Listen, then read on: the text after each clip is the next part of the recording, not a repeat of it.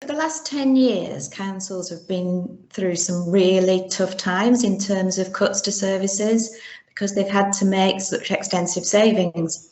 And I think some of the easy cuts to take, easy being a poor use of the word really, has been about taking out students' posts. So that's led to a really significant lack of professionally trained officers, and that's across the whole range of regulatory services. So we haven't had that throughput of trainees or even taking people straight through and supporting them through university to give them the practical knowledge that they need to come into the professions.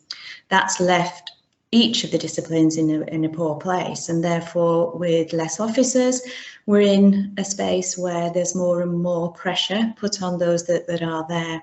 It's also led to an ageing workforce, and then as people move on or retire because of the pressure, then you've got an issue. I'm not saying they retire because of the pressure, that's badly put, but actually move on quite often because of the pressure.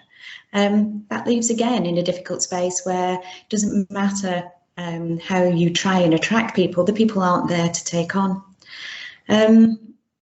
That is set in a space of where actually the expectation from the public and the expectation from the organisation hasn't reduced at all. So we've got less money, less funding, less people, but no reduction in expectation. There's still a full expectation on service delivery.